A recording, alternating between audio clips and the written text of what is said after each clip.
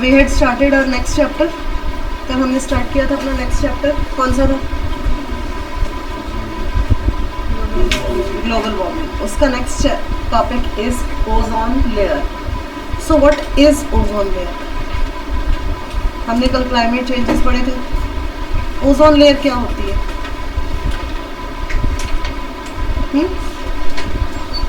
हमने पिछले चैप्टर्स में पढ़ा है ना ओजोन लेयर के बारे में। क्या होती है ozone layer? Gautam,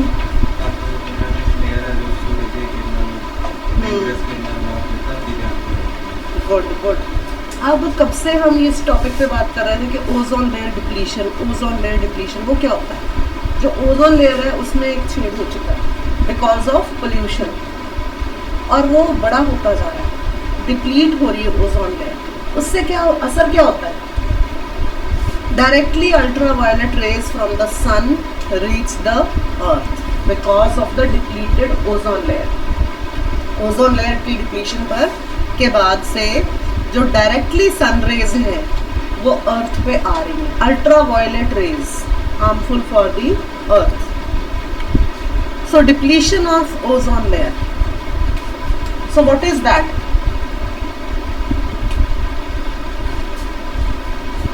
ozone layer किस चीज से बनी होती है? From oxygen and molecular.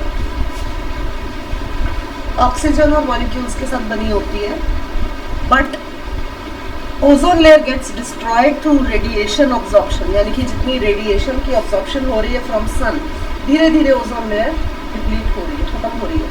Sorry, छेद बढ़ गया उसका। Directly ultraviolet rays are reaching the earth. So average thickness of ozone layer in the stratosphere is almost 300 Dobson units के हिसाब से मेजरमेंट होती है उसमें।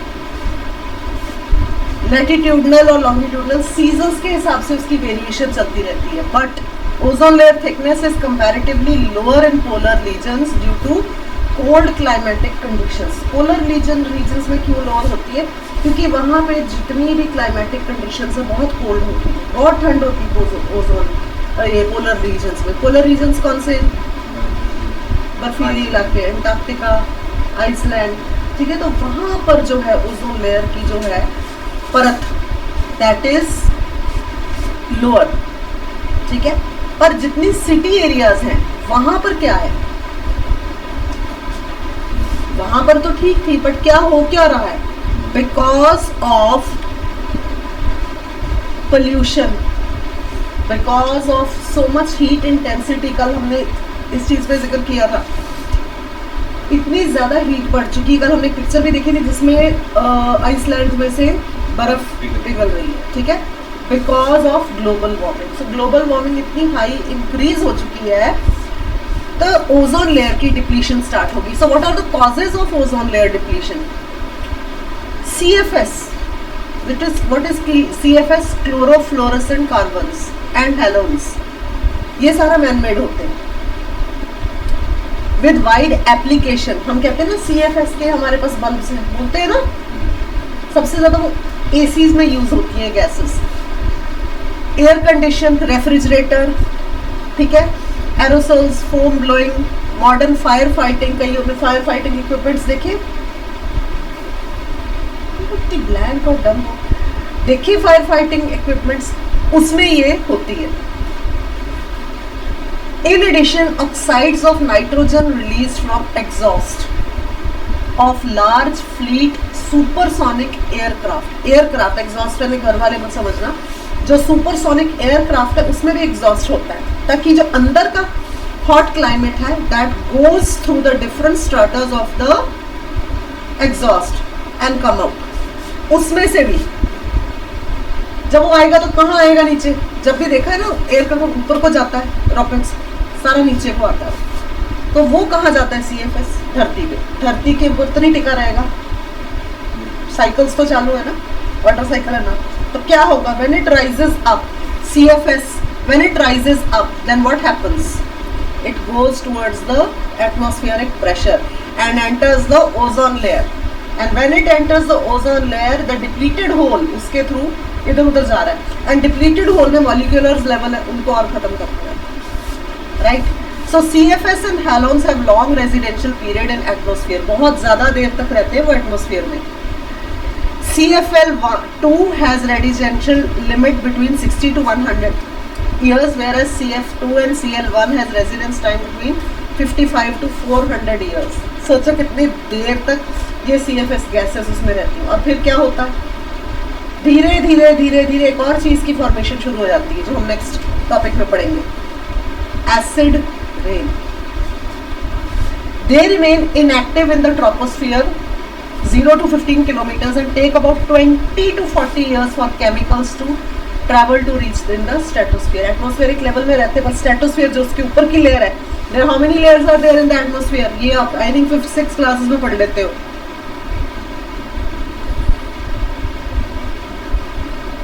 6-7 layers are already there, starting from lithosphere, biosphere, atmosphere, biosphere, और फिर lithosphere, biosphere, atmosphere, stratosphere.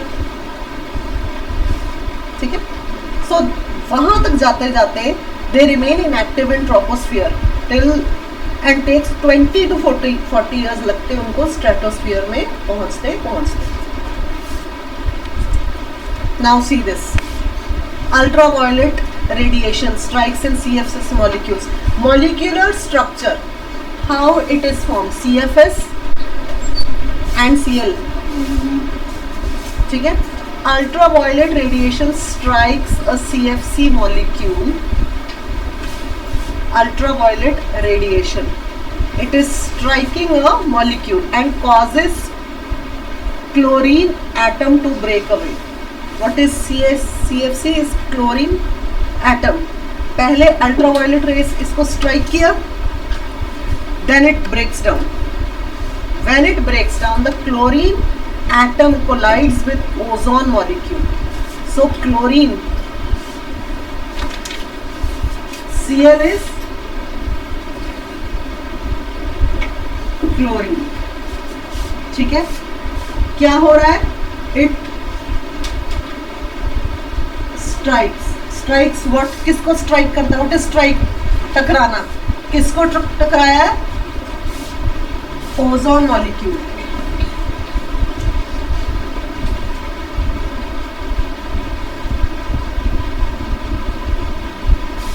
Ozone molecule को strike किया है. किस चीज से किया है?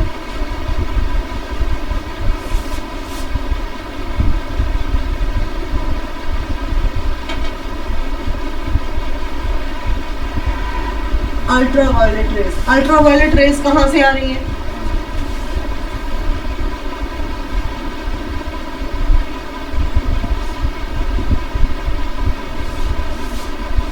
ठीक है. From the solar energy. What is the solar energy? Sun. बोला करो. ठीक है. What is the solar energy? Sun. So from the sun comes the which energy? Solar energy. Solar एनर्जी से निकल रही है अल्ट्रावायलेट रेस. ठीक है. और अल्ट्रावायलेट रेस कहाँ स्ट्राइक सबसे पहले कर रही है? Ozone layer. और ओजोन लेयर में छेद हो चुका है. ठीक है.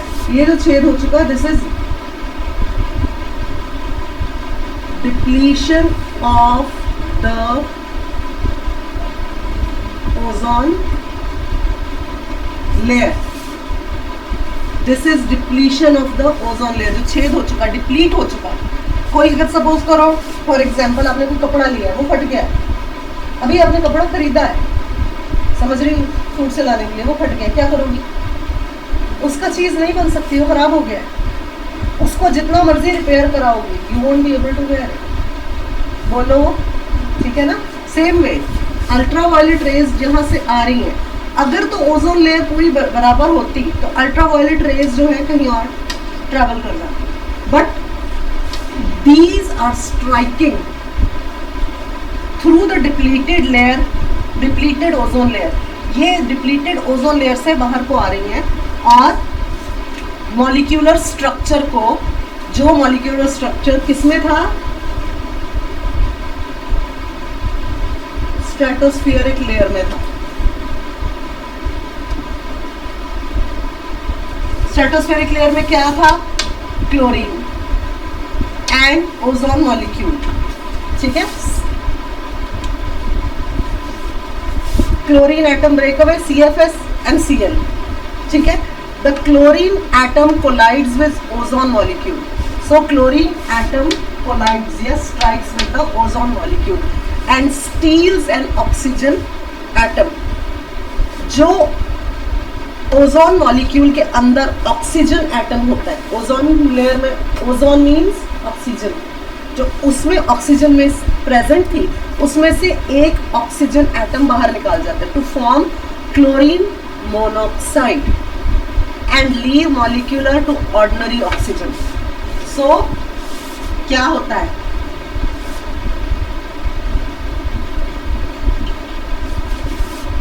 जब ये इससे स्ट्राइक करी, ठीक है, स्ट्राइक करी तो क्या होगा?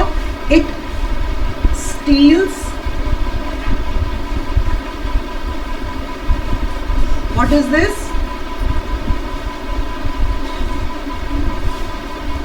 एक ऑक्सीजन एटम को ये स्टील कर देते हैं, यानी कि ये था, इसमें से निकाल देते हैं। When it strikes this, एक ऑक्सीजन एटम बाहर आ जाता है और ये जो ऑक्सीजन एटम बाहर आया है, इट बिकम्स, क्या बन जाता है ये बाहर आकर?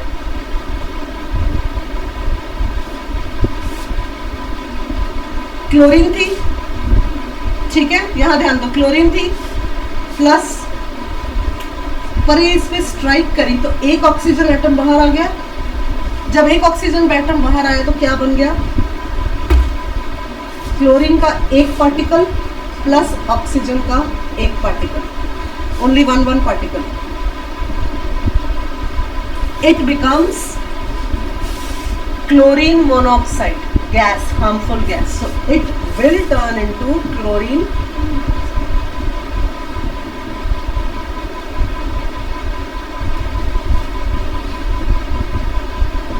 gas. क्योंकि इसने क्या किया, एक ही एटम क्लोरीन का ले लिया, एक ऑक्सीजन का, मतलब दोनों टकरा गए तो क्लोरीन मोनोऑक्साइड बन गई। And when a free atom oxygen collides with chlorine monoxide, और जब एक जो क्लोरीन का अलग से एक एटम बाहर निकला, क्योंकि जब कोलिजन हुई है जरूरी तो नहीं एक ही एटम निकला हो, लेयर्स इन द स्ट्रेटोस्फीयर में तो काफी और एटम्स बिखरे होंगे, ठीक है। So one another free atom of oxygen collides with chlorine monoxide, so what it will become, अलग अलग से जो बनेंगे तो chlorine oxide plus oxygen plus a higher radiative material, क्योंकि उसमें कार्बन मोनोऑक्साइड अपने आप डल जाएगी तो बहुत ही हार्मफुल सब्सटेंस बन जाएगा और वो स्ट्रेटोस्फीयर में और 400 साल बैठा रहेगा, ठीक है। The two oxygen atoms form a molecule of oxygen, मैंने बोला ना बड़ा बन जाएगा। हाँ जी, क्या हुआ? नहीं, रिपीट करो जो इसने बोला। यू वांट टेल अंकल से, बोलो क्या बोला? क्लास हो रही है, बाद में डिस्कस करो। सो जब अलग से ऑक्सीजन का एक एटम निकला है, when two oxygen atoms form a molecule, ये टू ऑक्सीजन है, where they, अच्छा ये आपस में कोलाइड हुए थे, ये दोनों आपस में कोलाइड हुए थे, कोलाइड होने के बाद एक अलग एटम बना लिया, ठीक है। When two oxygen atoms form a molecule of oxygen, the chlorine atom is thus released and free to destroy more oxo. यानी कि इनमें से जब अलग से, अब मैंने बोला था ना ये जब कोलाइड होंगे तो जरूरी तो नहीं एक एक ही निकला है, बहुत सारे फैलेंगे, ये बताया था ना। तो एक ये वन, दिस वन, इन्होंने दोनों ने स्ट्राइक करा, when they strike together they form another big oxygen atom, ठीक है। जब ये दोनों ऑक्सीजन एटम्स टकराए, क्लोरीन एटम एक और बना, क्या हुआ? This plus two more oxygen atoms, collided together. 2 more oxygen atoms plus one another part of the oxygen plus chlorine. And this will, ये देखो ozone layer, it will travel up. यहाँ देखो it will travel up, क्योंकि यहाँ पे ये आपस में टकराए.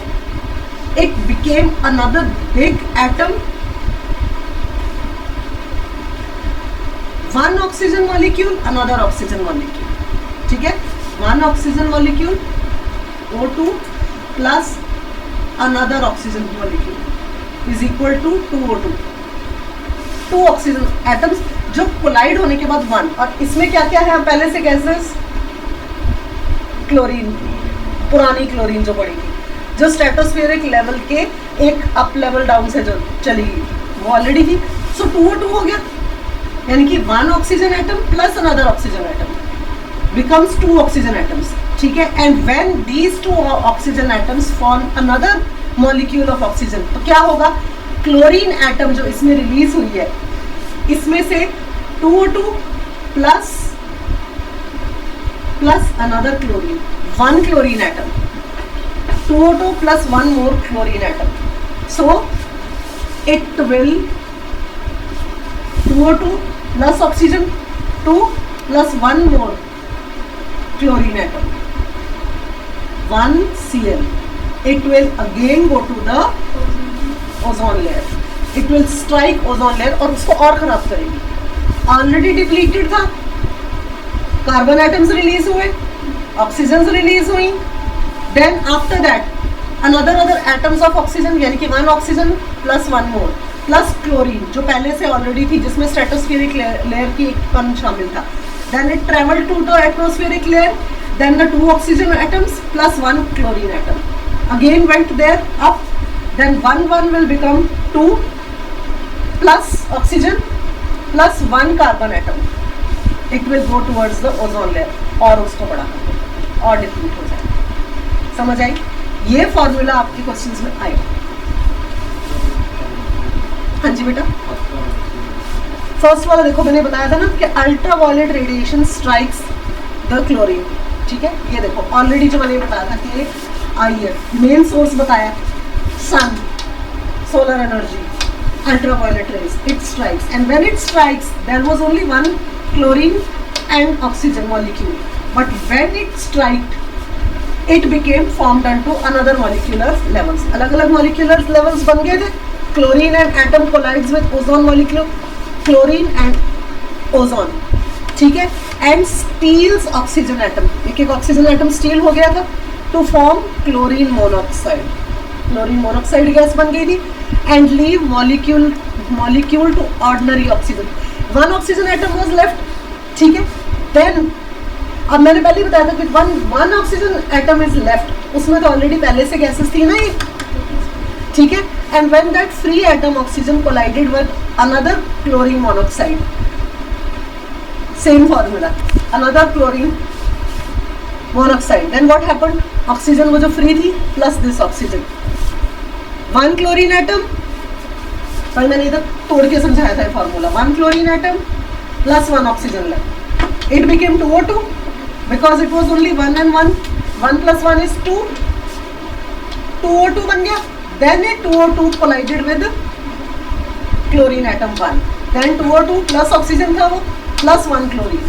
आपस में mix हुए, collided and entered the ozone layer. So 2 oxygen atoms form molecular of oxygen. बना दिए इन्होंने molecular of oxygen. Then this chlorine atom released another free oxygen to destroy. ठीक है, chlorine atom is thus released. ये पूरा chlorine atom फिर से release हुआ and travel to the ozone layer. ठीक है, so chlorine atom released and free हो गया to destroy more ozone layer. Already हमने पहले देखा था कि डिप्लीट थी, जब ये सारे एटम्स यानी कि yes 1O2 plus 1O2 is equal to 2O2, 2 oxygen atoms collided with chlorine, 2O2 plus O2 plus 1 Cl, chlorine का एक एटम पूरा बिग मॉलिक्यूल बना, एंटर द ओजोन लेयर, दोबारा से और डिप्लीट। समझ आया बाया फॉर्मूला? समझ, तभी मैंने तोड़ के समझाया था formula. Now polar ozone hole and ozone layer depletion, क्या क्या होता है? Depletion of ozone layer formula आपको मैंने बताया, chemical formula. Depletion of ozone layer has been found to be much more acute in polar region। Polar region में ज्यादा acute होती है। Why? Because south pole, Antarctica, south pole then other parts of the earth. क्यों? वहां पे तो पहले ही cold है सारा कुछ। जहां कोल्ड है तो ट्रैवलिंग कम होगी ना इन मॉलिक्यूल्स की, वो तो जमे रहेंगे, वो तो जमे रहेंगे ना, ट्रैवलिंग जमे रहे अंदर कुछ ना कुछ तो होगा ना। Due to prolonged cold climate, drop at temperature at 90 degrees centigrade during winter and formation of stratospheric clouds। वही बात जो मैंने कही थी, long duration of cold season होता है तो स्ट्रेटोस्फेरिक लेयर जो है फॉर्म होती जाती है। क्यों? क्योंकि मॉलिक्यूल्स तो ट्रैवल ही नहीं हो रहे हैं। सो एयर टर्बुलेंस, वही अभी मैंने जो बोला था, एब्सेंस ऑफ नाइट्रोजन ऑक्साइड, वहाँ पे नाइट्रोजन ऑक्साइड की एब्सेंस रहती है in these areas. Under normal conditions nitrogen oxides destroys chlorine monoxides and checks ozone layer. जो नॉर्मल कंडीशंस, वही मैंने बोला ना, वो जमी रहेगी। तो नॉर्मल कंडीशंस में क्या होता है, जो नाइट्रोजन ऑक्साइड है वो क्लोरीन मोनोऑक्साइड को के साथ टकराती है और उसको, जो क्लोरीन मोनोऑक्साइड है उसको डिस्ट्रॉय करती है और ओजोन लेयर डिप्लीशन को चेक करती रहती है नॉर्मल कंडीशंस में।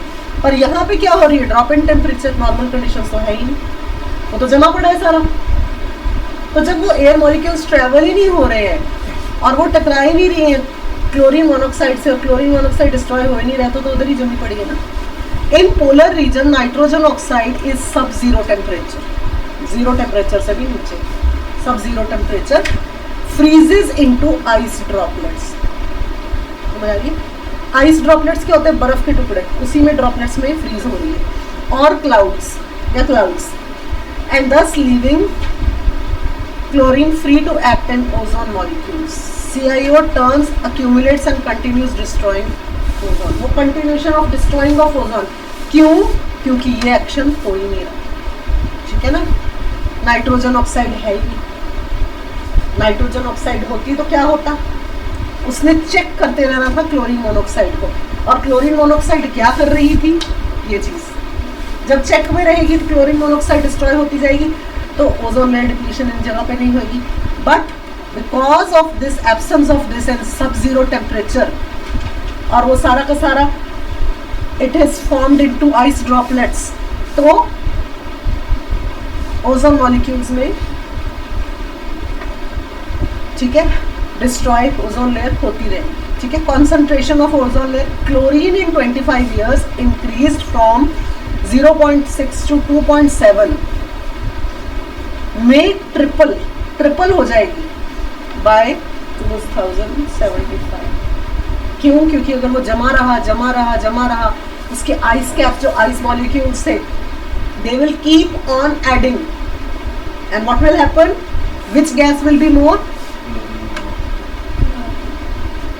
And naturally it will keep on destroying or depleting the ozone layer.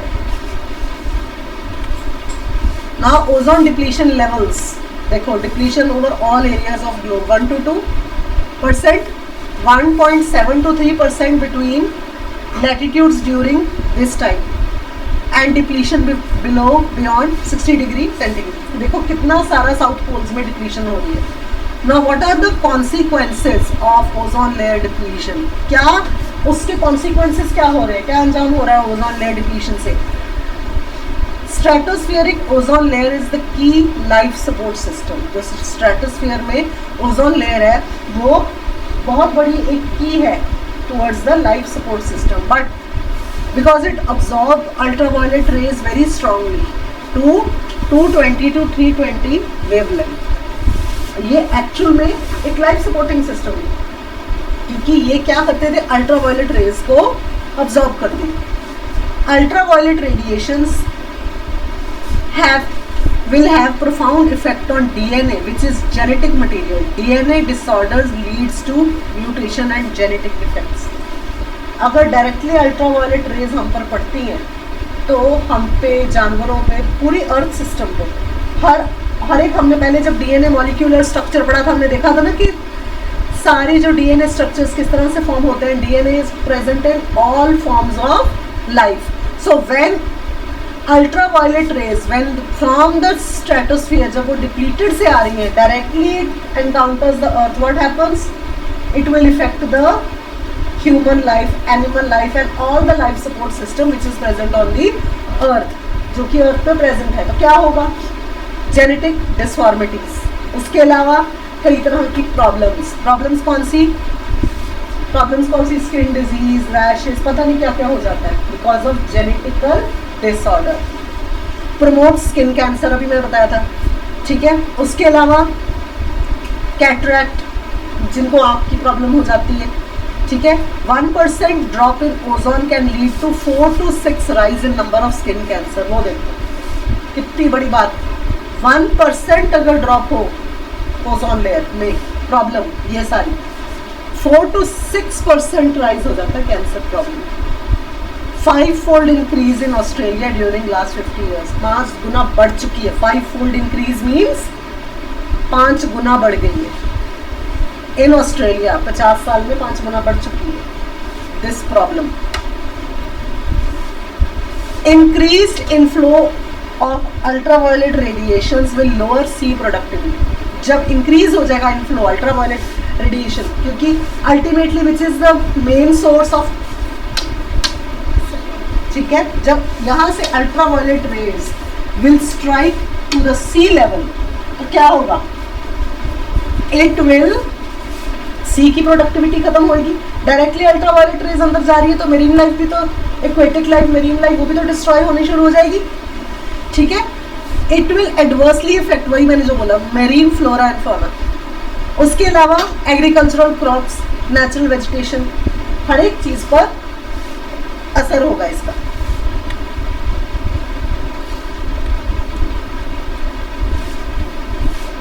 Now strategies for protecting stratospheric layer. इसको क्या, कैसे प्रोटेक्ट कर सकते हैं? If all known technical control measured, emissions of CFS and halogens can be reduced by 90%.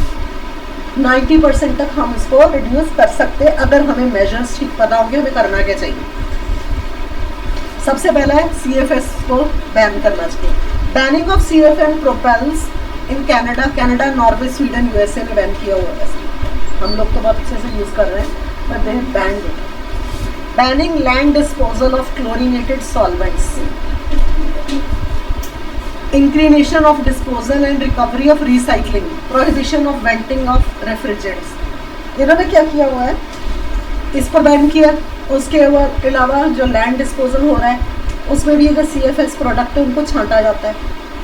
ठीक है, और जो रेफ्रिजरेट प्रोजेक्ट्स है, जैसे फ्रिज, हमारे यहाँ पे जो फ्रिज खराब हो जाए, ये वो कबाड़ी के पास अगर बिक जाता है, वो क्या करता है? वो आगे बेचना, रिसाइकल उसमें डालते हैं ना. अगर ऐसे ही कहीं खुले में छोड़ दो तो उससे गैसेस तो रिलीज हो रही है ना. तो इन्होंने वो चीज़ बैन करी. तो हमें, how each of us can prevent global warming, acid rain, कैसे हम कर सकते हैं? गवर्नमेंट ने क्या किया? The government made a law called clean air act. ताकि सबसे पहली बात है एयर पोल्यूशन, ये सारा कुछ ट्रैवल कहाँ हो रहा है? Air. Making many companies change their product. कई कंपनीज को बोला कि उनके प्रोडक्ट्स में चेंजेस करो, ये गैसेस यूज मत करो, जिनमें ये मात्रा ज़्यादा हो वो गैसेस को यूज ही मत करो. These product have a label on them telling people what this product can do. तो कई बार होता है, कई बार प्रोडक्ट खरीदो उसके पीछे लिखा होता है एनवायरनमेंट के ऊपर क्या नुकसान हो सकता है.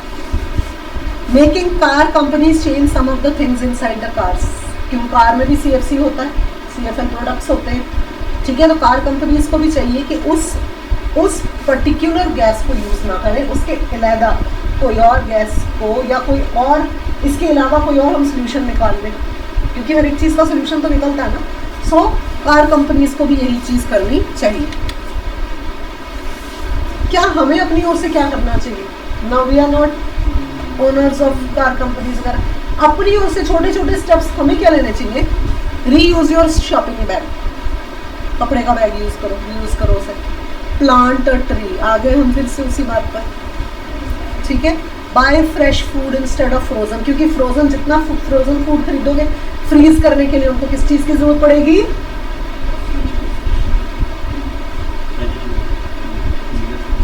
फ्रिज, ठीक है। तो फ्रोजन फूड की जगह अगर हम फ्रेश फूड खरीदें, मोस्टली फॉरेन कंट्रीज में लोग फ्रोजन खरीदते हैं, हम वो लोग फ्रेश नहीं खरीदते, फ्रोजन होता है क्योंकि वहाँ बर्फ पड़ती है, एक ही बार वो ले जाते हैं। हमारे यहाँ भी नहीं है, चलो ये system. Start carpool with your को वर्कर्स और क्लासमेट, कार्ड्स का कम यूजेज हो। कारपूल क्या होता है? शेयर्ड। सपोज करो मेरे पास गाड़ी है, मेरे साथ ये 4 लोग एक ही एरिया से आते हैं, तो हम 4 एक ही कार, इंस्टेड ऑफ ये अपनी कार में आए, ये अपनी कार में आई, ये अपनी में अपनी, वहाँ पे ऐसे ही होता है मोस्टली, वहाँ पे तो सबसे ज़्यादा कार ही यूज़ होती है, ठीक है। सो कारपूल कर लो कि हम 4-5 लोग मिलकर एक ही व्हीकल में हैं, तो क्या होगा उससे? एक ही व्हीकल से गैस रिलीज होगी, अलग अलग से तो कुछ तो हम बचा सकेंगे, ठीक है। Keep your car turned up, protect forest wild life, fly less, aeroplane की यात्रा थोड़ी कम कर दो, एरोप्लेन से कम जाया करो, हमारा तो पूरा योगदान है, ठीक है। प्रोटेक्ट वाइल्ड लाइफ की प्रोटेक्शन, ठीक है। और फ्लाई लेस, मेरा पूरा योगदान है। पिछले 50 साल से मैंने कोई फ्लाई नहीं की, ठीक है। Reduce our consumption of fossil fuels, सब कुछ भूल के आपकी डिफॉरेस्टेशन करा देना है, ठीक है। बिकॉज ग्रीन हाउस गैस, याद है हमने फर्स्ट जो हमारा था इस चैप्टर का first part, greenhouse effect. Greenhouse gas emission are tied very closely to our energy consumption, using less fossil fuel based energy puts fewer greenhouse gases into the atmosphere, तो slow global warming हो जाएगी, ठीक है। सो अगर हम fossil fuels की भी कम use करेंगे तो ग्लोबल वार्मिंग रिडक्शन हो जाएगी। अगर हम फॉसिल फ्यूल्स को बार बार यूज करते जाएंगे, खुदाई करते जाएंगे, फॉसिल्स निकालते जाएंगे, तो क्या होगा? ग्लोबल वार्मिंग बढ़ती जाएगी। सो ग्लोबल वार्मिंग को रिड्यूस करने के लिए फॉसिल फ्यूल्स की कंजम्पशन कम की जाए। Producing more and more electricity thanks to wind and power, use fewer and fewer power station। ज़्यादा से ज़्यादा तो हमने ये किया हुआ है, फॉरेस्ट काट रहे हैं और ये लगा रहे हैं। ये देखो, जितने ज़्यादा हमने पावर स्टेशंस लगाए हैं उतनी ही ज़्यादा ऑक्सीजन, ये क्या है? What are these gases released in the atmosphere and contribute towards the, ठीक है।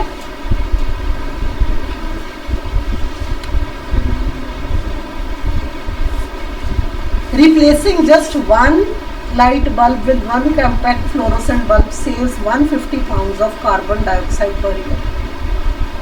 उसकी जगह पे, ठीक है, इससे क्या होता है? 150 पाउंड्स ऑफ कार्बन डाइऑक्साइड की बचत है।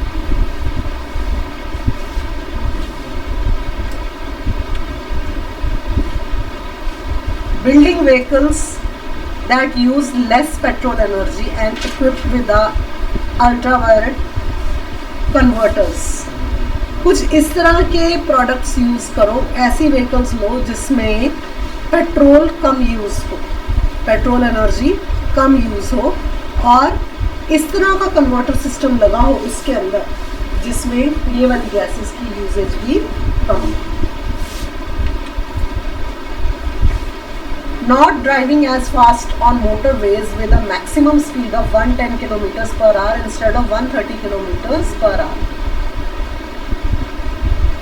किस रफ्तार पे चलाते हो? देख लो। सो ड्राइव भी उस हिसाब से करो, कीपिंग इन माइंड कि we are increasing global warming और डिक्रीजिंग ग्लोबल वार्मिंग। मैं तो कहती हूँ साइकिल डाल लेते हैं, इशू ही खत्म, मसला ही खत्म, ठीक है। बैलगाड़ी, टोंगा, रिक्शा, वैसे वो बेस्ट था। तो कल से गौतम साइकिल पे आएगा। मैं 7 बजे अरे ये तो पहले ही 7:30 आती है, ठीक है। तो instead of all this let's use cycle, मैं बैलगाड़ी पाऊँ और खेती आ रही ठीक है। Now what are the small changes जो कि ज़रूरत है जिन चेंजेस की? Replace your old refrigerator with new energy star. Mostly हम लोगों ने अब एनर्जी स्टार ही लिए हुए हैं, इसकी बजाय एनर्जी स्टार। तो 700 पाउंड्स कार्बन डाइऑक्साइड बचाएंगे। उसके अलावा set your thermostat down a few degrees in winter. वैसे हम लोग थर्मोस्टेट कम ही यूज़ करते drive just 10 fewer miles per week. Annual saving, drive कम किया पर अपने तो कार ही नहीं है, पड़ी है बस। Wash clothes in cold water. हाँ, ज़रूरी नहीं कि उसका ड्रायर भी चलाओ, जितना ड्रायर चलाओगे उतनी ज़्यादा एनर्जी कंज्यूम होगी, ठीक है। Reduce your garbage by 10% through greater recycle, reduced and packing. Recycling products करो, रिसाइकल करते जाओ, ठीक है। उससे देखो कितनी कार्बन डाइऑक्साइड की बचत होगी। Caulk the weather strips around doors and windows. इसकी वजह से हमें तो ज़रूरत पड़ती नहीं, पर ये ऑल दीज मेथड्स क्या करते हैं? It will add up, what add up towards building this जो कि डिस्ट्रॉय हो रहा है, ठीक है।